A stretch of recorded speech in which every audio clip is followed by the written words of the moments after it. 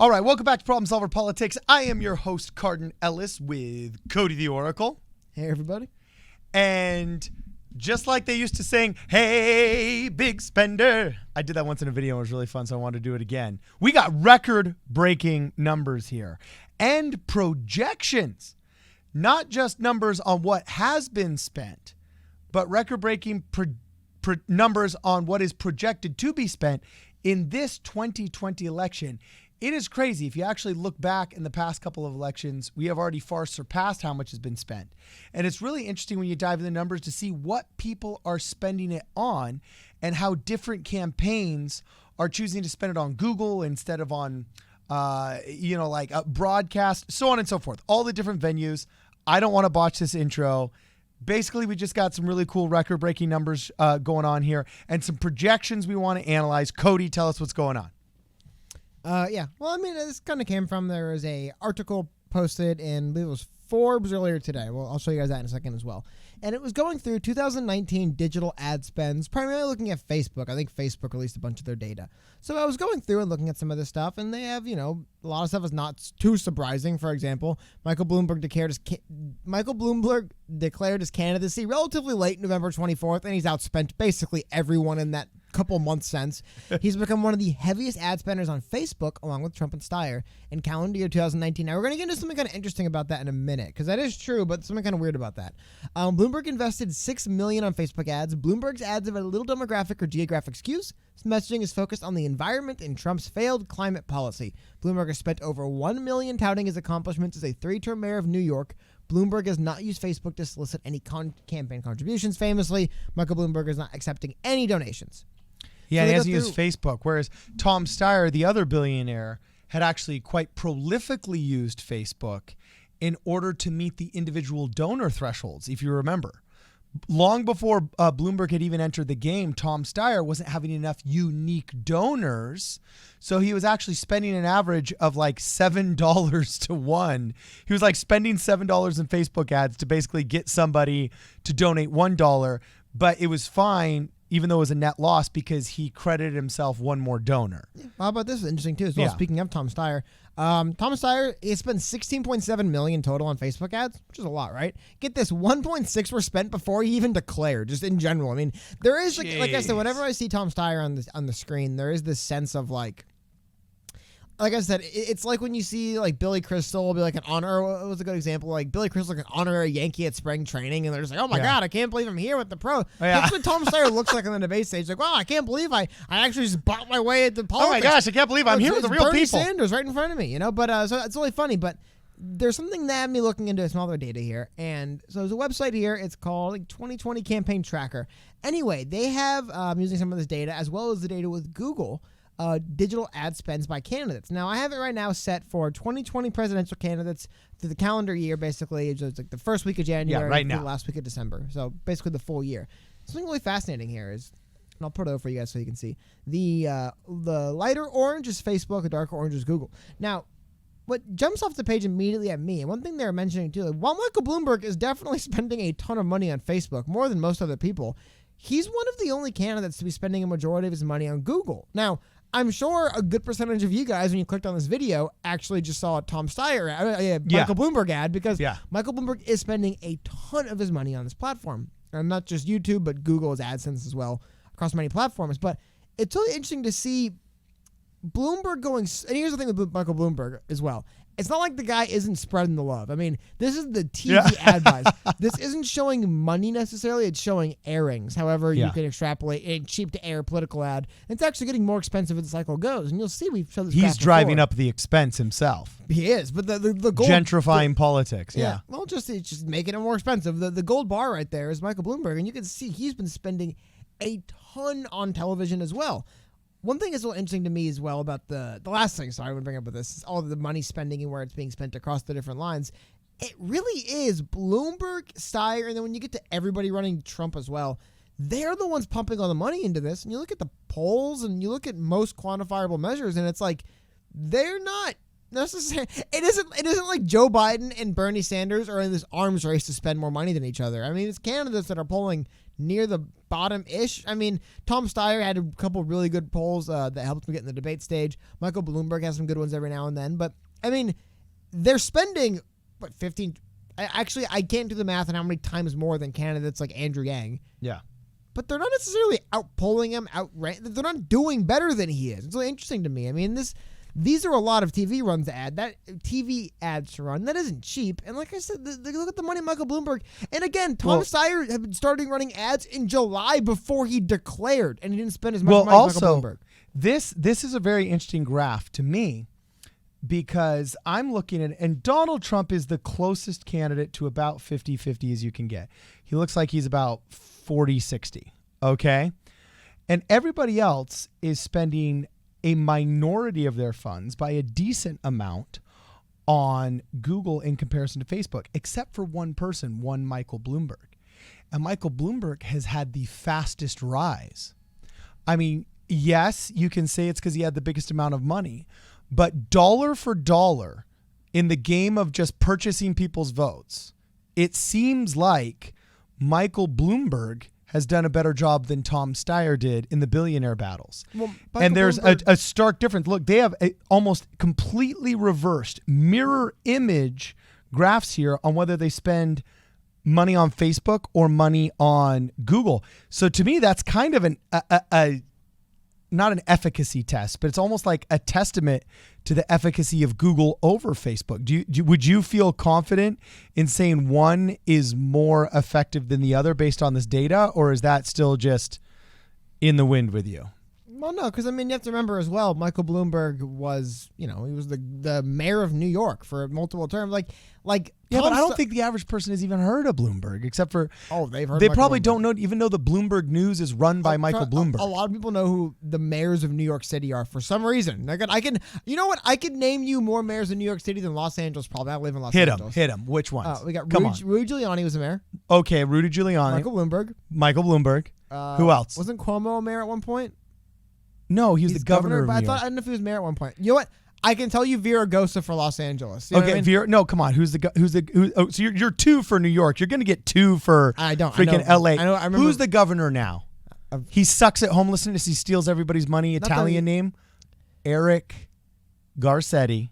Oh, so anyway, we can move on. So I guess I do know two. But Yeah. my point being is he is a larger national brand, and he is a backing in politics. You forgot Bill de Blasio and Ed Koch. See, there we go. De Blasio, I was blanking on De Blasio. When I said Cuomo, I was thinking De Blasio. But anyway, the Tom Steyer doesn't have the political background and cachet that Michael Bloomberg has. I don't believe it. I don't think Michael Bloomberg should be president. I'm just saying, if I had to pick between Tom Steyer and Michael Bloomberg, I'd probably rather hang out with Tom Steyer. But it's you know what? I probably couldn't pick for president. I might pick Tom Steyer for president because I just feel like, what's he gonna do? Besides Bloomberg's a turncoat sellout. At least Steyer was always crazy. What? You know what I'm saying? Michael Bloomberg, honestly, is not that much different today than he was when he was a Republican. A lot of these people are just whatever party works for me now. They talk about the same things forever. Look, I am completely convinced. They'll adopt one or two talking points to prove they're with the party. But like I said, why is Donald Trump a former Democrat who's now the Republican president running against the former Republican? Because he decided to baptize himself in the waters of purity. Yeah, no, it's because these people don't care. And Michael Bloomberg hath eschewed the righteousness of the right. Oh my God! You know what I'm saying? And been a turncoat. Please, but moving past the nonsense. So I want to get to one other thing you brought up earlier though, and we were talking. I thought was interesting. So when I was doing some research for this video, came across this. I think Politico. This is what blew my mind. I think Politico posted it. Yeah, but it's the done by Advertising Analytics and Cross Screen Media. It's a 2020 political spending projection. Some really interesting stuff in here. So. Now, I do have to say, before you do dive into this, Cody, really good find. And I am amazed not more people are talking about this. But because this elicited some really interesting questions for me that we'll talk about once you're done presenting it. But, I mean, you got to give credit where credit is due. This is a really good find, some really clean data. And I've seen no other media channels actually talking about this. And I view this as a very important indicator of where our society is headed, especially where the politicos are headed, based upon some of these projections. I'll explain why later, and how I think it has to do with the average person. But this kind of data. That was a really good find, and I've seen nobody on YouTube, in broadcast media, or in the major papers that has been talking about this. Yeah, well, like I said, it is one study, one projection, but I thought that the ideas behind this, I think it's really telling of what we're seeing right now, right? So you can see that in their projections here that they'll note the broadcast spending. Now, the jump from 2014 to 2018, or 2014, 2016, I apologize, was pretty modest considering 2014 was a midterm and not a general. We had one of the biggest general elections ever in 2016 on broadcast spending. Now, you'll see the jump from broadcast spending just from the midterm to the last general was massive. And we're seeing, and they're projecting to see that continue. But what's interesting is, I would say more or less, $20 million are going to be spent on 120 seconds of advertising on Super Bowl Sunday between Donald Trump and Michael Bloomberg. I mean, it's 120 seconds, 40 million like that. I mean, when you're burning through money at that rate, numbers like 3.2 billion might become within a realm. Now, fascinating as well, digital video numbers projections, they only go back to 2018, and they're expecting a $1.6 billion total, which I would say more and less is in line with what we're seeing right now. The idea going back, well, a lot of money is being spent on Facebook and Google.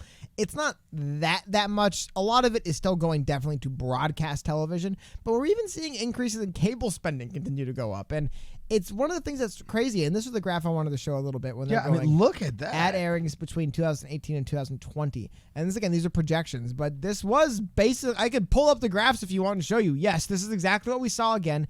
And it got even crazier and more out of hand. And this is the last part that cracked me up. We project presidential spending to account for the largest segment of 2020 spending at $2.7 billion. Of this total, 29% we likely spent on digital video, about 2/3, and they show the targeting of where this digital will be spent. Nevada, New Mexico, Iowa, New Hampshire. It's I mean, we're used to seeing the same swing states, but usually, I mean, there's one on there, Florida, who's got a slightly almost just as dark Pennsylvania little brother. Do you get what I'm saying? Yeah, again, what puts Pennsylvania above like Wisconsin, Michigan, Ohio, the bellwether state? I mean, look at Ohio. I would say these projections where they missed is that I don't think they realized how ridiculous of how many people were running. I think it's hard to project when you have 20 Democrats running a lot of money. And again, this is general. This is not only primary. It's total. Okay. But these early states are crucial when you have to make your name. Like I said, Andrew Yang walks away with a few delegates out of Iowa, changes the entire course of his campaign. Okay. So yeah, maybe you spent all your money there. Maybe Andrew Yang is campaigning literally for weeks at a time in a bus in Iowa and not going many other places. But if it turns into a surprise in the state, so, and again, those are just projections. I don't want to make you guys think it's definitely everything that'll happen, but it is crazy how we're seeing. I mean, again, they're showing the TV buys. Yeah, look at how crazy Michael Bloomberg. If Michael Bloomberg didn't jump into this race, honestly, the TV ad spending wouldn't even really be a story. And affordable. Yeah, it'd be cheaper, one, but it wouldn't even be a story. It'd be a minor footnote that Tom Steyer's outspending everyone else by a couple. But Tom Steyer's getting outspent by like multiples of 3 by Michael Bloomberg on certain weeks. It's the money's staggering as it's coming in, and we're seeing now it's not only in TV. The digital numbers are coming through and more. In 2019, I mean, Donald Trump spent 30-something million, and that's like I said, 2019. I expect way more than that because coming up in February, I brought it up again, 2 Super Bowl ads by 2 candidates, $10 million per 60-second spot. It's really unbelievable. Yeah, I mean, and this is why it blew my mind that more people haven't looked at these projection numbers, because I generally look at it from a very holistic view. Okay, how is this affecting politics? Because politics affects everything in our life, from how we have fun as families to how easily we meet romantic partners, to the education that our children give us, to how many kids we have, being correlated to taxation and economic stress and so on and so forth. As the late Charles Krauthammer once said, everything bows to politics. And as my civics teacher, huge Democrat, biggest Democrat I met in my high school life, was a really cool guy who taught it wasn't called civics in my high school. It's called, I don't remember, but it was the U.S. history class that we had to take. He always had a challenge where he said, show me a single thing, name one activity you have or one object you have, and I will tell you directly how it relates to government. and we would play this game in class. It was just an intriguing and very interesting and entertaining game. So, I mean, I'm always following these things, looking at them holistically and following these stats and looking at them holistically. And I worry about how expensive it does become to run. Now, I know presidential politics are a little bit different, but are we turning it into a billionaires only game? Because we have limited the pool of who can operate, minimizing the supply, thus driving up the demand and cost of it so that only the wealthy can compete, because this is an interesting precedent-setting election. You know what I'm saying? In terms of how much money you got to spend. And we've already talked about how the media is driving out good people from wanting to run because they're going to air all of your dirty laundry and find some bad tweet from when you were a freshman in high school and then lambast you as some kind of misogynist online, okay? But now are we actually accidentally just making a system in which literally only billionaires can run? Well, no, man. If we were in a situation right now where it looks like it was going to be down to the wire, Bloomberg versus Steyer splitting hairs, they're the front runners, yes. But no, I mean, they're burning millions a day to not really gain that much traction. Like, no, I would say this actually might be the last yes, time. it's less efficient dollar for dollar maybe but than they're not getting, Andrew Yang or Elizabeth Warren. You see Amy Klobuchar on any of these lists? But if you got enough money, it's kind of like the Saudi princes, okay? The Saudi princes don't care if their private 757 double-decker, you know what I'm saying, that goes through 210 gallons a minute of fuel to fly them from here to the Paris. If they want to go watch a Kanye West concert in Paris, then boom, they're going to fly. They need the plane to work. My point being is, yes, they have no problem spending all this money, but if billionaires look and say, wow, Michael Bloomberg and Tom Steyer took like $300 million baths, maybe this isn't worth it. Maybe you can't just buy the election. You can buy your way into a debate stage, but I don't think these guys are going to buy their way through the primary. They're both going to probably falter at some point because their entire campaign's just built on money and lies. Like there's no there's no enthusiasm or support. They're just running ads in front of people. That's all they're doing. Now, I'd say it'd be a bigger indictment on just how the American voter just succumbs to television and digital ads. Because, the pitch from Steyer and Bloomberg comes almost entirely in their ads. I mean, it's an absolute indictment upon our society, besides being an indictment upon the system of purchasing ads. I mean, if a billionaire can just walk in and buy ads, because let me tell you, that's something you can't say about billionaire Donald Trump. I mean, he had billions of earned media time. The media was just showering him with minutes and with comments and with everything. But it's a unique situation because of that. Yeah, he didn't need. But that was a personality-driven campaign. Honestly, if he ran ads the way Bloomberg ran ads, it would be unwatchable because you'd be watching, pick a news network, and they would literally talk about nothing but him for 15 minutes. Go to ads, and no, he didn't have to. The media, for whatever reason, gave him all the free airtime anyone could ever want or ask for. Somebody told, it worked for him, huh? I read a study once that added up of the top 5 broadcast and cable news channels.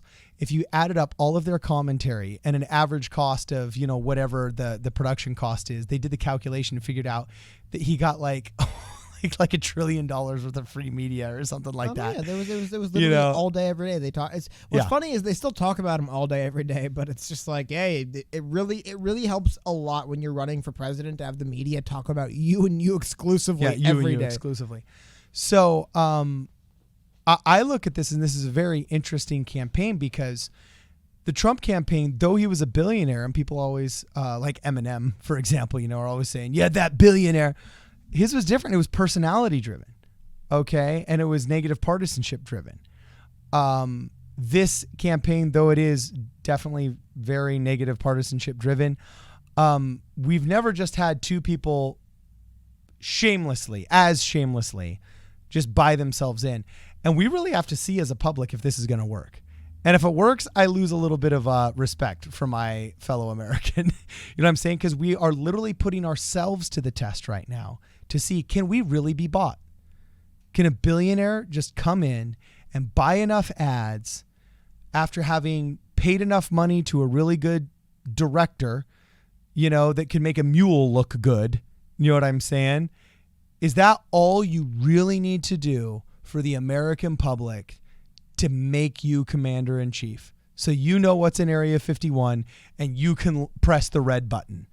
You know what I'm saying? So this is really kind of a test on America itself as well. So anyway, let us know what you guys think.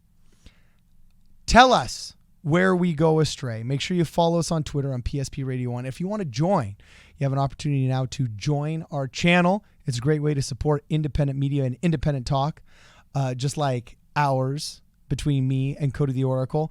Make sure that if you do join, you hang out with the members only live stream. And if you're just a regular bystander / watcher, hang out with us on Mondays and Thursdays when we live stream. This is Problem Solver Politics. We'll see you in the next video.